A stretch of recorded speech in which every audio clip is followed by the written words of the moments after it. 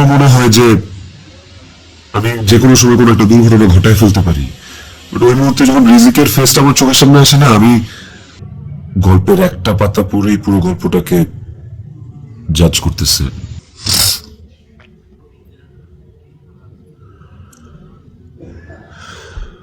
Finally আপনাদের সাথে কিছু কথা বলতে চাই। আমি আসলে কখনোই চাই নাই যে যে মানুষটা পৃথিবী থেকে চলে গেছে সেই মানুষটাকে নিয়ে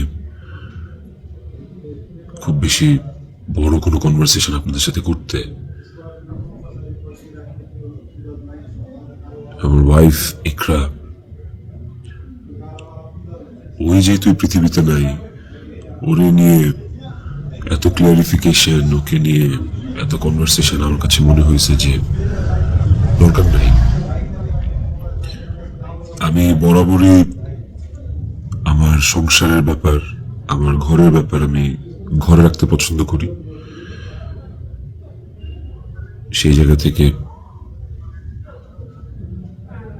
ওর মৃত্যুটা এমনিতেই আমাকে যে ট্রমা দিচ্ছে, ওর মৃত্যুটা আমাকে আসলে মানে পাথরই বানায় ফেলছে একরকম। এগুলো নিয়ে আমি আসলে কথা বলতে চাইনি, কিন্তু আমার কাছে মনে হয় যে আপনারা গল্পের একটা পাতা পড়েই পুরো গল্পটাকে জাজ করতেছেন। একটা পৃষ্ঠা পড়েই পুরো গল্পটা সম্পর্কে আপনারা আপনাদের মনের মতো করে যা খুশি বলতেছেন। পাতার এক পাশ পড়ে আরেক পাশ পড়বেন না, এটা তো হয় না, তাই না? আর আমি আসলে কোনো কিছু প্রপারলি গুছায় বলার মতো স্টেটে নাই, পরিস্থিতিতে নাই।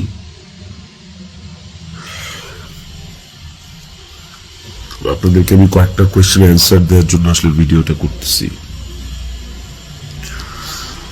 যে প্রশ্নের উত্তরগুলি আপনাদের কিছুটা হলেও কনফিউশন দূর করবে।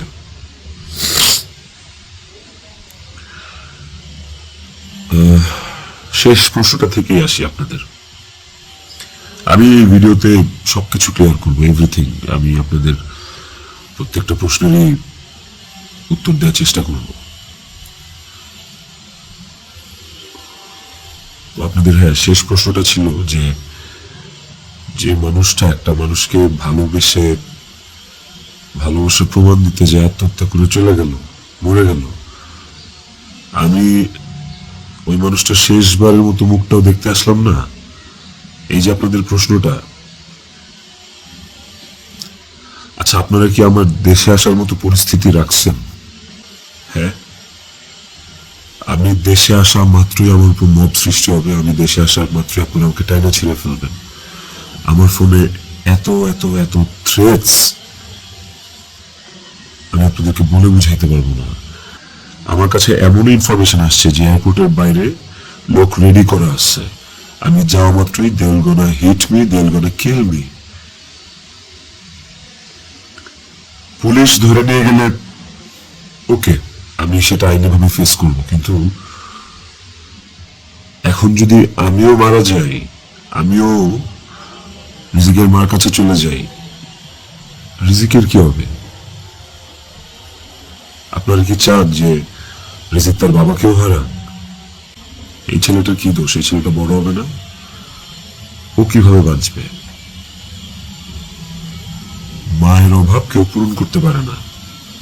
যে মানুষটা বাইচা আছে, বাপ, ওই বাপের অভাব কিভাবে পূরণ হবে? তাইলে মাও থাকবে না, বাপও থাকবে না? আপনারা এটা চান?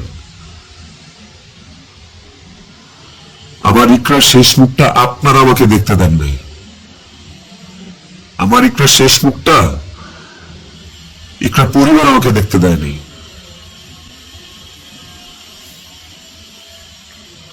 16 বছর সংসার করছি, 16 বছর একটা শত্রুর সাথেও যদি কেউ এক ছাদের নিচে থাকে, সে মারা গেলে তার চেহারাটা দেখার জন্য ছটফট করে মানুষ। আর আমার বউ ছিল, আমি ভালোবাসা তার বিয়ে করছি, ওই মানুষটা মারা গেছে, তার শেষ চেহারা, শেষবারের মতো তার চেহারাটা আমি দেখবো না?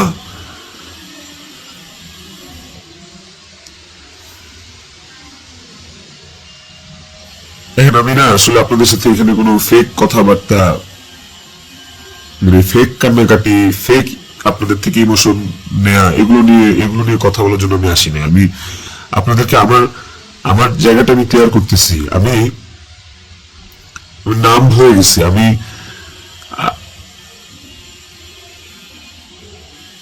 আমারও মনে হয় যে আমি যে কোনো সময় কোনো একটা দুর্ঘটনা ঘটায় ফেলতে পারি। But ওই মুহূর্তে যখন রিজিকের ফেসটা আমার চোখের সামনে আসে না, আমি আমি নিজেকে শক্ত না করা ছাড়া আমি কোনো উপায় দেখি না। কারণ এখন আমার কাছে সবচেয়ে ম্যাটার করে রিজিকের লাইফ। ইকরা নাই, ওকে আর ফিরে আনা কোনোদিন সম্ভব না।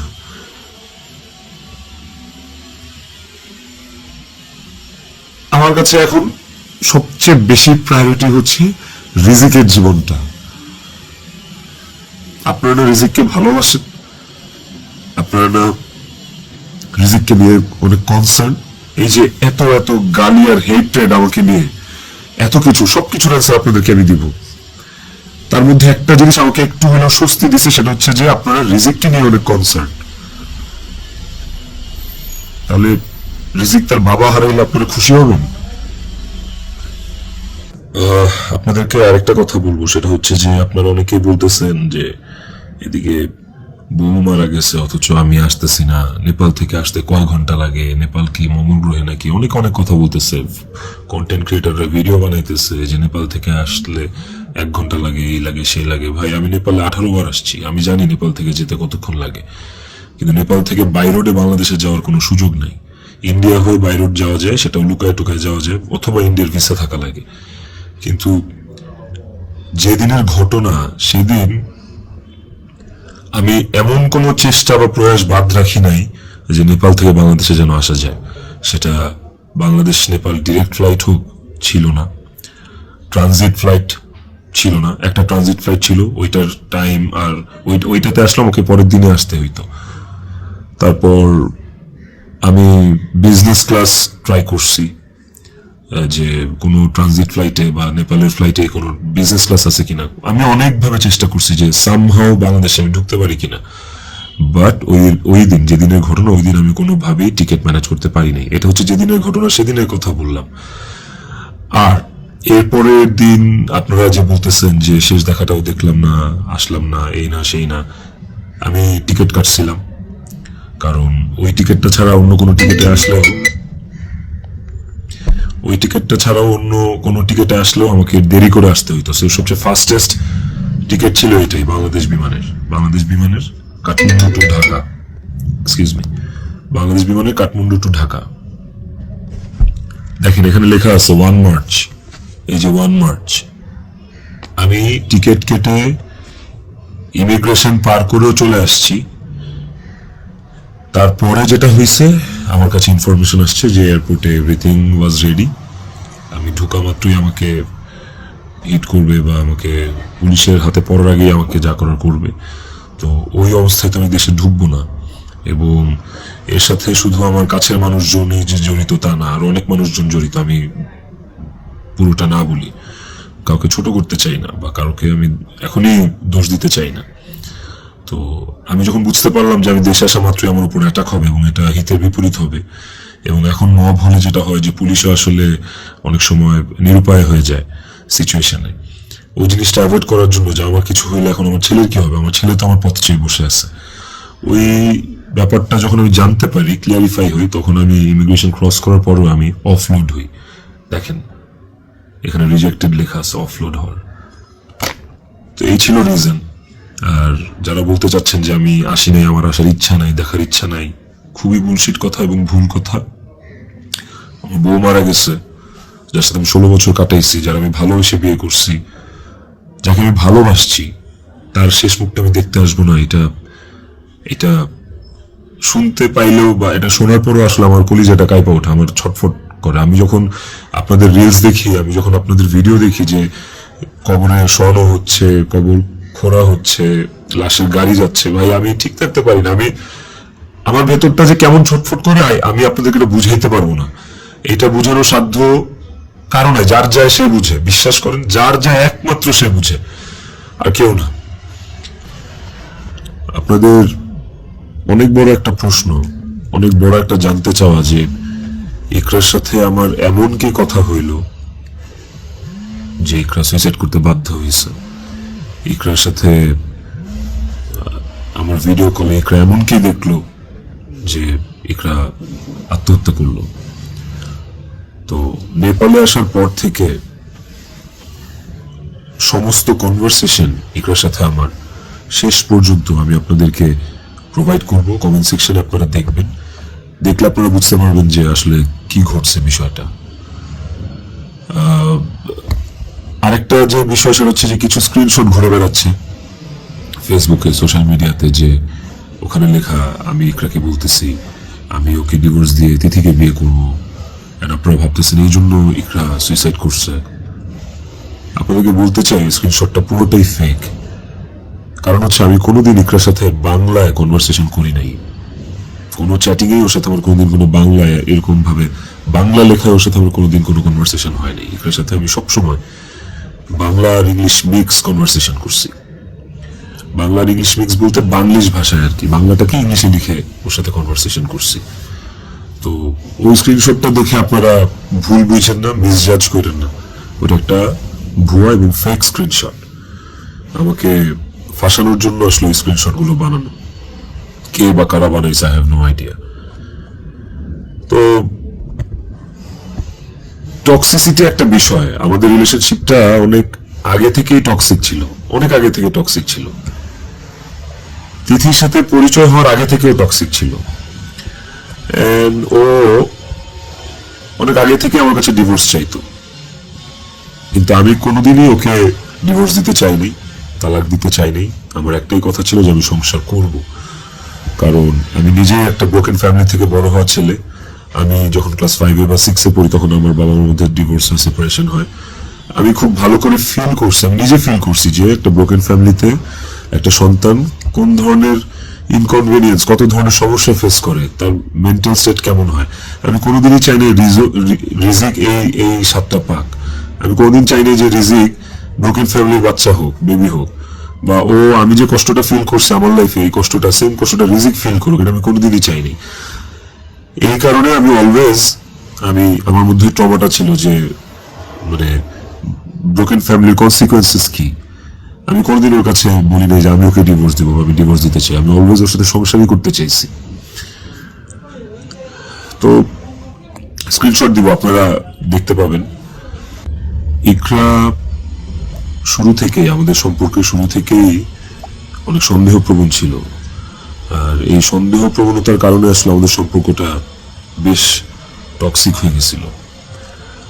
আর এই টক্সিসিটির মধ্যেও আমরা আসলে সংসারটা চালায় যাচ্ছিলাম। এই যে মানুষটা চলে গেল আমাদেরকে রেখে, এই যে মানুষটা মারা গেল, আমার সহধর্মিনী, ওরে নিয়ে আসলে আমার কতটুকু বলা উচিত আমি আসলে জানি না, কিন্তু সময় চলে আসছে, অনেক কিছু আপনাদেরকে আসলে জানানো উচিত, আপনাদেরকে জানাইতে হবে আমার, কারণ আপনারা একতরফা ভেবে যাচ্ছেন বিষয়টাকে। ওর কিছু বদভ্যাস ছিল, ওর জেনুইন কিছু বদভ্যাস ছিল যেগুলো আসলে ওকে আরো ক্রেজি করে ফেলছে, যেগুলো ওকে আরো মানে এমনি তো বাইরের মানুষ থেকে ট্রিগার্ড হয়তো, ওই জিনিসগুলো ওকে আরো পেয়ে বসতো আর কি। এই বিষয়গুলো আসলে আমি জাস্ট মুখের কথা বলতেছি না, আমার কাছে প্রমাণ আছে। ইভেন আমি আপনাদেরকে এগুলো সব শেয়ার করব পরের ভিডিওতে with documents and all. Iqra triggered হয়েছে, কিন্তু সেটা আমি করি নাই। ইকরা ট্রিগার্ড হয়েছে আমারই কিছু ভাই ব্রাদার, কিছু কাছের মানুষ, যারা ওর আমার দুজনেরই কমন সার্কেল, যাদের সাথে ইকরার আমি দুজনই খুব ইন্টিমেট ছিলাম। ওরা ডে বাই ডে ওকে ট্রিগার করে করে আজকে এই জায়গায় নিয়ে আসছিল। এবং এই মানুষগুলা তো থার্ড পার্সন আমার জীবনে। একটা সংসার তখনই টক্সিক হয় যখন বাইরের মানুষরা ওই সংসারের মধ্যে ইনভলভ হওয়া শুরু করে, বাইরের মানুষগুলা ওই সংসারে হাজবেন্ডকে বা ওয়াইফকে ট্রিগার করা শুরু করে। তো এই মানুষগুলা সম্পর্কে আমি পরে অন্য একটা ভিডিওতে হয়তো বলবো। বা এই মানুষগুলো সম্পর্কে ওরা যারা নিজেদেরকে কাকরাইল মসজিদের ইমাম সাহেব মনে করতেছে, মনে করে আমার সংসারে ইন্টারফেয়ার করছে, তাদেরকে নিয়ে পরে কথা বলবো উইথ প্রুফ। কিন্তু এখন আসলে আমি এইসব বিষয়ে বা অন্য কাউকে এক্সপোজ রিভিল করার মতো আসলে মেন্টাল পরিস্থিতিতে নাই। আমি কতটুকু গুছায় কথা বলতে পারতেছি আমি সেটাও জানি না, কিন্তু আমি ইকরাকে সুইসাইড করতে ট্রিগার করি নাই, শি ওয়াজ ট্রিগার্ড। এবং এই বিষয়টা আপনারা, আমি যে স্ক্রিনশট গুলো প্রোভাইড করবো ওই স্ক্রিনশট গুলো দেখলে আপনারা বুঝবেন, যেখানে একটিবারের জন্য আমি ওকে কোথাও বলি নাই যে আমি ওর সাথে থাকবো না। আর আমার পুরো কনভারসেশনে আমি কখনো ওকে গালিগালাজ করি নাই, আপনারা সেটা পাবেন না। বরঞ্চ ও আমাকে অনেক গালিগালাজ করছে, অনেক উল্টাপাল্টা কথা বলছে, অনেক থ্রেট দিচ্ছে, অনেক কিছু করছে। তো আমি ট্রিগার করি নাই, আমি অন্তত চাই নাই যে ও সুইসাইড করুক। আমার কাছে ইকরা শুধু আমার ওয়াইফ ছিল না, আমার কাছে এত টক্সিসিটির পরে এসেও ইকরা আমার কাছে আমার সন্তানের মা ছিল। এটা আমার কাছে অনেক বড় একটা ব্যাপার ছিল। আপনাদের আরেকটা বড় প্রশ্ন বা জানার ব্যাপার ছিল যে ইকরা মৃত্যুর আগে ওর ভিডিও কলে ও এমন কি দেখছে বা আমি এমন কি বলছি ভিডিও কলে যে কারণে ও বাধ্য হয়েছে সুইসাইড করতে।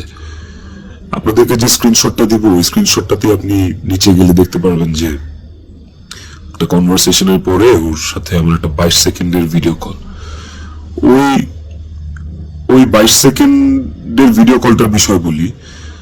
ও আমাকে কল দিচ্ছে, আমি ফোনটা ধরছি, ধরার পর ও আমাকে বলছে যে আমার শেষবারের মতো দেখে না, আমার আর জীবনে কোনোদিন দেখবি না। তো ওই কথাটা শোনার পর আমার কাছে মনে হয়েছে যে আমি খুব ঘাবড়ে গেছি, ভয় পেয়ে গেছি যে নিশ্চয়ই কোনো একটা দুর্ঘটনা ঘটবে। সাথে সাথে আমি আমার অ্যাসিস্ট্যান্টকে কল দিচ্ছি যে ম্যাডাম পাগলামি করতেছে, ম্যাডাম তাড়াতাড়ি যায় দেখ ম্যাডাম কি করতেছে, তাড়াতাড়ি পাগলামি করতেছে। ওই অ্যাসিস্ট্যান্টের সাথে কথা বলার সময় আমার ফোনে ওই কথা বলা অবস্থাতে আরেকটা ভিডিও কল আসছে। অ্যাসিস্ট্যান্টকে আমি হোয়াটসঅ্যাপে কথা বলতেছিলাম, মেসেঞ্জার আমার কলটা, ভিডিও কলটা আবার আসছে ইকরার থেকে। তো অ্যাসিস্ট্যান্টের সাথে কথা বলতে বলতে ওই কলটা রিসিভ করতে পারি নাই। অ্যাসিস্ট্যান্ট ততক্ষণে ম্যাডামের ওখানে গেছে, আর আমার কলটা যেহেতু আমি ধরতে পারি নাই, তারপর আমি অ্যাসিস্ট্যান্টের সাথে কথা শেষে আমি নিজে কল ব্যাক করছি। তারপর আমি কল ওখান থেকে আর কখনো রিসিভ হয় নাই। তো আমার কথা হচ্ছে যে আমার কথা ভাবে নাই, মানলাম। আমার ছেলেটা রিজিক পর্যন্ত যে ওকে গেটে ধাক্কা দিচ্ছে, নক করছে, বলছে যে মা দরজা খুলো, মা দরজা খুলো। রিজিকের কণ্ঠস্বরটা কি ওর কানে যায় নাই? রিজিকের প্রতি কি ওর একটু মায়া কাজ করে নাই রিজিকের কথাটা শোনার পরে? তো এই ভিডিও করার বিষয়টাও আপনাদেরকে আমি ক্লিয়ার করলাম। আই হোপ আপনারা স্ক্রিনশট দেখলে বুঝতে পারবেন। এবার আসেন নেপালের শুটিং প্রসঙ্গ। নেপালে কি আমি এই প্রথম জীবনে শুটিং আসছি? এর আগে আমি নেপালে শুটিং করছি, এর আগে আমি মালয়েশিয়াতে শুটিং করছি, থাইল্যান্ডে শুটিং করছি, সুন্দরবনে শুটিং করছি, দেশে মানিকগঞ্জ, কক্সবাজার, কত জায়গায়, কত আউটডোরে শুটিং করছি। তিথিও ছিল অনেক শুটিং এ। ওইসব শুটিং এও কিন্তু আমার আশেপাশের মানুষগুলা যারা প্রিটেন্ড করতো যে তারা আমার শুভাকাঙ্ক্ষী, বাট অ্যাকচুয়ালি তারা আমার শুভাকাঙ্ক্ষী না, ওই মানুষগুলা কিন্তু তখন ইকরাকে অনেক ট্রিগার করতো। কই তখন তো ইকরা এই ধরনের কোনো স্টেপ নেয় নাই, তখন তো আত্মহত্যা করে নাই। আপনারা ইকরার আর ইকরার বান্ধবীর স্ট্যাটাস, সরি কি বলে ওটাকে, স্ক্রিনশট বোধহয় পড়ছেন। ওখানে কিন্তু ইকরা নিজেই স্পষ্ট লিখছে যে ও এইসব মানুষের কথাবার্তা নিতে পারতেছে না, গত 3 বছর ধরে ও এইসব মানুষের ট্রিগার সহ্য করতে পারতেছে না। ও নিজের কথা ও নিজে লিখছে, আপনারা পড়ছেন। তো কিভাবে বলেন যে আমার ইকরাকে আমি মেরে ফেলছি? আমার ইকরাকে এইসব মানুষ মেরে ফেলছে, এরা মেরে ফেলছে ট্রিগার করতে করতে, ওর কান ভরতে ভরতে। ইকরা ওয়াজ সো সফট হার্টেড, ও বাইরে থেকে অনেক শক্ত কিন্তু ভেতরে খুব নরম একটা মানুষ ছিল। ওকে খুব সহজেই ম্যানিপুলেট করা যাইত। ও মানুষের কথা বিশ্বাস করতো কারণ ও খুব সহজ সরল ছিল। তো এই আশেপাশের মানুষগুলো এই সুযোগটাই আসলে কাজে লাগাইছে, আশেপাশের মানুষগুলো এই চান্সটাকেই আসলে ইউটিলাইজ করছে। আপনারা অনেকেই বলতেছেন যে বউ ডিপ্রেশনে আছে আর জামাই নেপালে গার্লফ্রেন্ডের নিয়ে ফুর্তি করতেছে, বার্থডে উদযাপন করতে গেছে, এই ধরনের কথাবার্তা আপনারা অনেক বলতেছেন। দেখেন, এই নেপালের শুটিং এর আসার কিছুদিন আগে আমার নিজেরও বার্থডে ছিল। আমার বউ সুন্দর করে আমাকে সারপ্রাইজ দিচ্ছে, আমার ছেলে নিজের হাতে সাজাইছে, বাসায় আমার বার্থডে সেলিব্রেট করছে। তাইলে কি আমার বউ ডিপ্রেশনে ছিল? ডিপ্রেশনে থেকে আমাকে এত সুন্দর সারপ্রাইজ দিয়ে আমার বার্থডে সেলিব্রেট করছে। ওই ছবিগুলো তো ফেসবুকে আছে, কিছুদিন আগের ছবি।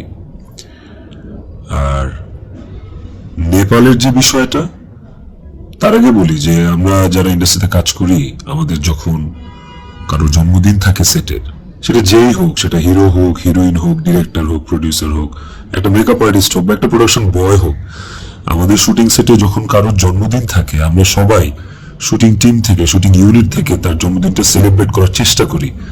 কারণ আমরা সবাইকে ফ্যামিলি মেম্বার মনে করি, কেক কাটি ওই মানুষটাকে খুশি করার জন্য। তো ওই শুটিং এর মধ্যে, নেপালের শুটিং এর মধ্যে তিথির জন্মদিন, একটা অ্যাক্টরের জন্মদিন, আমাদের নায়িকার জন্মদিন, ওইটা কেক কেটে সেলিব্রেট করাটা কি দণ্ডনীয় অপরাধ আমার জন্য? আর আমি তো সেলিব্রেট করি নাই, আমার তো সেলিব্রেশন ছিল না, পুরো ইউনিট সবকিছু অ্যারেঞ্জ করছে। আমি একটা কেকও দেই, আমি একটা গিফটও দেই নাই ওকে, যে যার যার মতো গিফট দিচ্ছে, কেক আনছে, সুন্দর করে সবাই মিলে ইউনিটের পক্ষ থেকে আমরা ওর বার্থডেটা সেলিব্রেট করছি। এবং ওর বার্থডেটা যে সেলিব্রেট করছি সেটাও চেষ্টা করছি খুব লোকি ভাবে করার। স্টিল অনেকে ছবি তুলছে, দিছে, বাট আমার কাছে মনে হয়েছে যে এই জায়গায় তিথির জায়গায় বিধি থাকতে পারতো, এই জায়গায় আমি থাকতে পারতাম, যে অনেকেই থাকতে পারতো। ধরেন এই নেপালে শুটিং এ আসার কিছুদিন আগে আমার জন্মদিন ছিল, তখন আমি একটা শুটিং এ ছিলাম, সেই শুটিং এ আমার জন্মদিন কেক কেটে উদযাপন করছে সেটে।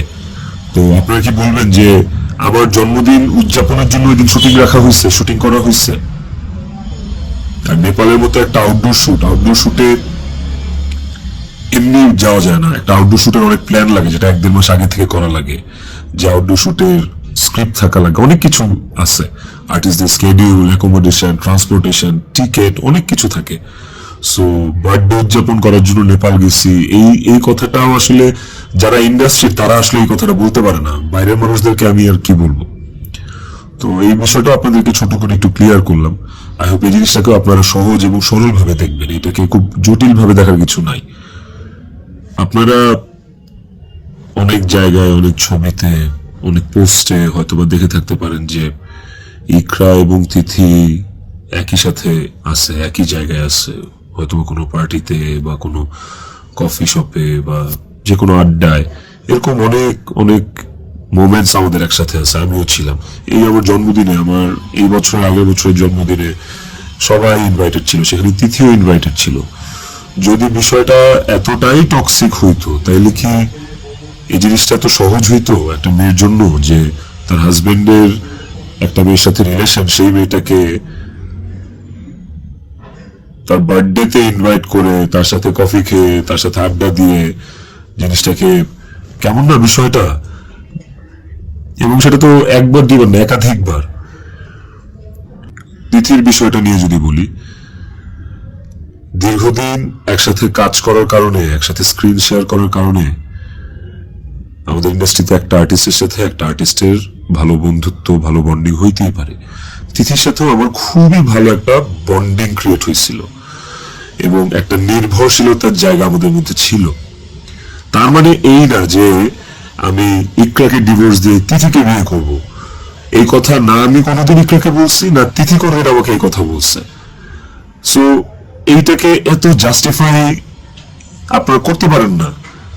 আই হ্যাভ প্রুভ, আমি কয়েক জায়গায় লিখছি যে তুমি আমার ওয়াইফ, ইকরাকে, যে তুমি আমার ওয়াইফ, তো আমার লাইফে ওয়াইফ একটাই, and it is you, and আমি তোমাকে ডিভোর্স দিব না, আমি তোমার সাথে সংসার করতে চাই। কয়েকবার এই কথা আমার কনভারসেশনে লেখা আছে, আপনারা দেখবেন। তিথির প্রতি এই সুন্দর একটা নির্ভরযোগ্যতার জায়গা তৈরি হওয়ার পেছনে যে কারণটা, সেটা হচ্ছে যে চারপাশে এত এত ভুল মানুষ দেখছি, চারপাশে এত এত কি বলে এটাকে, দুধের মাছি আমি পাইছি এই বিগত বছরগুলোতে। ওকে আমার কাছে অনেস্ট মনে হয়েছে, ওকে আমার কাছে ডেডিকেটেড মনে হয়েছে। আমার কাছে মনে হয়েছে যে অন্তত এই মানুষটা আমার জন্য ক্ষতিকারক না। তো যখন আপনি আপনার সারাউন্ডিংসে এরকম একটা মানুষ পাবেন যে মানুষটা আপনার জন্য ক্ষতিকারক না, ডেডিকেটেড এবং এবং যার সাথে আপনার মেন্টালিটি ম্যাচ করে, ওই মানুষটা সাথে আপনার ভালো বন্ডিং হওয়াটা খুব স্বাভাবিক। শুধু আমার না, আর অনেকের এরকম হয়। আমার এখন যেটা মনে হইতেছে সেটা হচ্ছে যে ইকরা আমার কাছে যতবার ডিভোর্স চাইছে, ও যতবার বলছে যে আমাকে ডিভোর্স দিয়ে দাও, আমার আসলে ওকে ডিভোর্স দিয়ে দেওয়া উচিত ছিল, তাইলে অন্তত ইকরা তো বেঁচে থাকতো। একটা টক্সিক সম্পর্ক ধৈরা বাইন্ধা টাইনা হেঁচড়া টিকায় রাখার থেকে আসলে ও সম্পর্কটা না থাকাই ভালো। অন্তত মানুষগুলো তো জীবিত থাকতো। দেখেন, ইকরা মারা গেছে, ইকরা একা মারা যায়নি, ইকরার সাথে আমাকে নিয়ে গেছে। আমি এখন একটা জিন্দা লাশ। পৃথিবীতে সবচেয়ে বড় শাস্তি কি হইতে পারে? আমি যদি ফাঁসিতেও ঝুলি, ওটা আমার কাছে কোনো পানিশমেন্ট না, শাস্তি না। আমাকে যদি আপনারা মব করে মাইরাও ফেলেন, সেটা আমার জন্য শাস্তি না। আমি আমার শাস্তি পায়া গেছি। এবং এই যে জিন্দা লাশ হয়ে বেঁচে থাকাটা, এটা আমাকে সারা জীবন বয়ে বেড়াইতে হবে। ওর অভাব আমার সারা জীবন ফিল করতে হবে। আমার নিজের জন্য বাঁচার আসলে আর কিছু নাই। আমি আমার শাস্তি পাই গেছি। আমি এর চেয়ে বড় কোনো শাস্তি হইতে পারে না যে আমি একটা জীবিত লাশ হয়ে সারাটা জীবন পার করব। বিশ্বাস করেন, আমার দম বন্ধ হয়ে আসে, আমার নিঃশ্বাস বন্ধ হয়ে আসে। আমি 5 মিনিট পর পর আমি উন্মাদ হয়ে যেতেছি। বাট ইভেন আমি সুইসাইড করার অনেক চিন্তা ভাবনা করতেছিলাম। বারবার মনে হচ্ছিল যে আমি ইকরার কাছে চলে যাই, ইকরা আমাকে ডাকতেছে। কিন্তু যখনই রিজিকের চেহারাটা চোখের সামনে ভাইসা ওঠে না, ওই মুহূর্তে আসলে আর কিছু মাথায় কাজ করে না। মনে হয় যে না না না, আমি এর করতে পারবো না, রিজিকের জন্য আমার বাঁচতে হবে। আপনারা প্লিজ প্লিজ রিজিকের জন্য হইলেও আমারে বাঁচতে দেন, আমারে দেশে আসতে দেন প্লিজ। আপনারা যদি রিজিককে ভালোবাসেন, আমাকে একটা সুযোগ দেন রিজিকের যোগ্য পিতা হয়ে দেখানোর। আমি ওকে একটা সুন্দর জীবন দিতে চাই। আমি ওর মায়ের অভাব পূরণ করতে পারবো না, কিন্তু আমি ওকে আমার বাবার ভালোবাসা থেকে, আমি ওর বাবার ভালোবাসা থেকে বঞ্চিত করতে পারবো না। আমি চাই না। আমি ওকে একটা আদর্শ বাবা হয়ে দেখাইতে চাই। আমার সন্তানটা আমার সাথে খুব কানেক্টেড। যারা আমার কলিগ, তারা দেখছে, তারা জানে যে আমার ছেলেটা আমার জন্য কি পরিমাণ ক্রেজি, পাগল। আমাকে আমার ছেলের কাছে যাইতে দেন আপনারা প্লিজ। ও আমার জন্য অপেক্ষা করতেছে। ওকে আমি মানুষের মতো মানুষ করতে চাই। ওকে আমি পৃথিবীতে সুখের একটা জীবন দিতে চাই। প্লিজ। আইনের প্রতি আমার শ্রদ্ধা আছে। আমি দেশে আসলে আইন আমাকে যে শাস্তি দিবে, আইন যে সিদ্ধান্ত নেবে, আমি সেই সিদ্ধান্তের সাথে একমত থাকবো। আমার তাতে কোনো আপত্তি নাই। আমি আইনি ভাবে এই জিনিসটা ফেস করবো, আমার কোনো আপত্তি নেই। কিন্তু প্লিজ আমাকে রিজিকের থেকে দূরে সরান না আপনারা। এতটুকু আপনাদের কাছে অনুরোধ করে বলতেছি, হাত জোর করে বলতেছি, প্লিজ প্লিজ।